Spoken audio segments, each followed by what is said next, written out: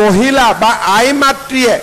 এতিয়াও অৰুণোদয় আঁচনি পোৱা নাই তেওঁলোককো আমি কেনেকৈ অৰুণোদয় দিব পাৰোঁ তাৰ বিষয়েও আমি আলাপ আলোচনা আৰম্ভ কৰিছোঁ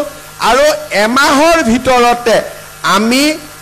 অৰুণোদয়ৰ নতুন নিয়মৰ মাজেৰে সকলো মহিলাকে যাতে অৰুণোদয় দিব পাৰোঁ তাৰ বাবেও আমি ব্যৱস্থা লোৱাৰ দিশত আগবাঢ়িছোঁ অৰ্থাৎ যেনে কথা তেনে কাম আমি সেই দিশত আগবাঢ়িছোঁ ইতিমধ্যে আমাৰ মুখ্যমন্ত্ৰীৰ যি আমাৰ উদ্যমিতা আঁচনি আছিল লাখপতি বাইদেউৰ আঁচনি আছিল তাৰো ফৰ্মবিলাক আমি স্কুটিনিৰ কাম আৰম্ভ কৰিছোঁ আৰু যিমান সোনকালে পাৰোঁ আমি লাখপতি বাইদেউৰ টকাখিনিও আই মাতৃসকলক দিয়াৰ বাবে আমি চেষ্টা কৰি আছোঁ খুব সোনকালে আপোনালোকে তাৰো ভাল খবৰ আপোনালোকে লাভ কৰিব তাৰ লগে লগে আমাৰ মাইক্ৰ ফাইনেন্স লোনৰ স্কিমত যিসকল মহিলাই 50,000 টকালৈকে লোন লৈছিল তেওঁলোককো অহা সেপ্টেম্বৰ মাহত আমি তেওঁলোকৰ লোন বেংকত ঘূৰাই দি আমি এনঅ'চি আমি মিটিং পাতি এনঅ'চি দিয়াৰ কাম আমি হাতত ল'ম অৰ্থাৎ ইলেকশ্যনৰ সময়ত মই যিমানবিলাক কথা কৈছিলোঁ এই গোটেইবিলাক কথা আখৰে আখৰে পালন কৰাৰ বাবে আজি আমি আগবাঢ়িছোঁ আৰু গোটেইবিলাক কাম আমি কৰিম বিভিন্ন মিটিঙত ঘোষণা কৰা আঁচনিসমূহ ৰূপায়ণৰ কামত ইতিমধ্যে আমি জপিয়াই পৰিছোঁ নিৰ্বাচনৰ সময়ত আমি ঘোষণা কৰিছিলোঁ যে আত্মনিৰ্ভৰ অসম মুখ্যমন্ত্ৰীৰ আত্মনিৰ্ভৰ অসম এই আঁচনিৰ অধীনত আমাৰ যুৱ শক্তিক আমি 1 লাখ টকাৰ লোন আৰু 1 লাখ টকাৰ ৰাজ সাহায্য আমি প্ৰদান কৰিম এই আঁচনিখনৰ অধীনত ইলেকশ্যন হৈ যোৱাৰ লগে লগে আমি ল'ৰা ছোৱালীবিলাকৰ ইণ্টাৰভিউ লোৱা আৰম্ভ কৰিছোঁ আৰু ছেপ্টেম্বৰ মাহত আমি 30,000 যুৱক যুৱতীক 1 লাখ টকাকৈ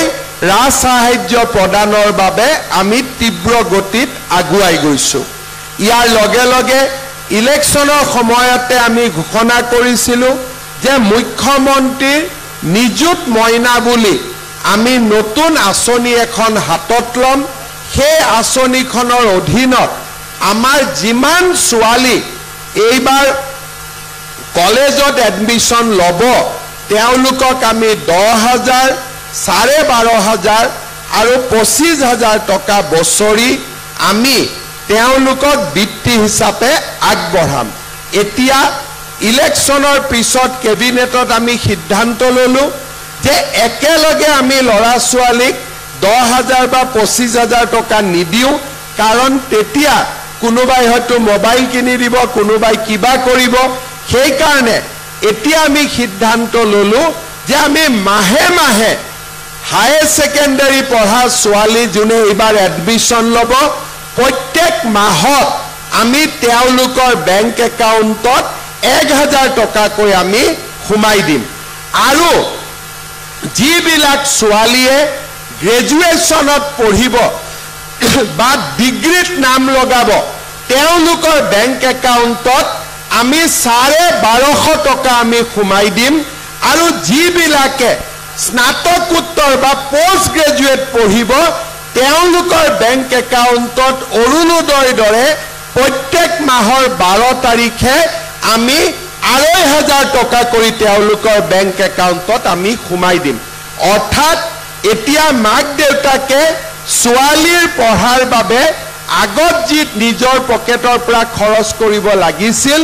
এতিয়া তেওঁলোকে খৰচ কৰিব নালাগে এতিয়া গোটেই দায়িত্বখিনি চৰকাৰে খৰচ কৰিব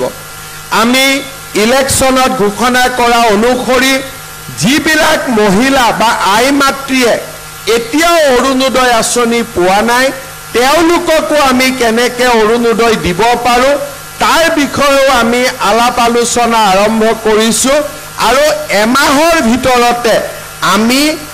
অৰুণোদয়ৰ নতুন নিয়মৰ মাজেৰে সকলো মহিলাকে যাতে অৰুণোদয় দিব পাৰোঁ তাৰ বাবেও আমি ব্যৱস্থা লোৱাৰ দিশত আগবাঢ়িছোঁ অৰ্থাৎ যেনে কথা তেনে কাম আমি সেই দিশত আগবাঢ়িছোঁ ইতিমধ্যে আমাৰ মুখ্যমন্ত্ৰীৰ যি আমাৰ উদ্যমিতা আঁচনি আছিল লাখপতি বাইদেউৰ আঁচনি আছিল তাৰো ফৰ্মবিলাক আমি স্কুটিনিৰ কাম আৰম্ভ কৰিছোঁ আৰু যিমান সোনকালে পাৰোঁ আমি লাখপতি বাইদেউৰ টকাখিনিও আই মাতৃসকলক দিয়াৰ বাবে আমি চেষ্টা কৰি আছোঁ খুব সোনকালে আপোনালোকে তাৰো ভাল খবৰ আপোনালোকে লাভ কৰিব তাৰ লগে লগে আমাৰ মাইক্ৰ' ফাইনেন্স লোনৰ স্কিমত যিসকল মহিলাই 50,000 টকালৈকে লোন লৈছিল তেওঁলোককো অহা ছেপ্টেম্বৰ মাহত আমি তেওঁলোকৰ লোন বেংকত ঘূৰাই দি আমি এনঅ'চি আমি মিটিং পাতি এনঅ'চি দিয়াৰ কাম আমি হাতত ল'ম অৰ্থাৎ ইলেকশ্যনৰ সময়ত মই যিমানবিলাক কথা কৈছিলোঁ এই গোটেইবিলাক কথা আখৰে আখৰে পালন কৰাৰ বাবে আজি আমি আগবাঢ়িছোঁ আৰু গোটেইবিলাক কাম আমি কৰিম সেই দিশত আজি আমি আগবাঢ়িছোঁ মোদী ডাঙৰীয়া নতুনকৈ আকৌ প্ৰধানমন্ত্ৰী হ'ল মই যিমানখিনি মই কৰিম বুলি ভাবিছিলোঁ এতিয়া মোদী ডাঙৰীয়া যেতিয়া আৰু প্ৰধানমন্ত্ৰী হ'ল আমি অনাগত দিনত আমি অসমৰ ৰাইজৰ উন্নতিৰ বাবে আৰু বহুত নতুন আঁচনি আনিব পাৰিম তাকো মই বিশ্বাস কৰোঁ আপোনালোকে যি ধৰণে ডিব্ৰুগড় লোকসভাত বা নাহৰকটীয়া সমষ্টিত আমাক আশীৰ্বাদ কৰিলে তেনেকৈ অনাগত দিনতো আপোনালোকে আশীৰ্বাদ কৰি যাব আৰু আমি আপোনালোকক অসমৰ উন্নতি হওক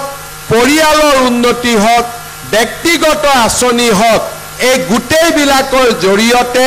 আমি ৰাজ্যৰ জনসাধাৰণৰ আশা আৰু আকাংক্ষাৰ ওপৰত আমি যাতে তাৰ গোটেই আশা আকাংক্ষা আমি পূৰণ কৰিব পাৰোঁ তাৰ বাবে আমি আমাৰ প্ৰচেষ্টা অব্যাহত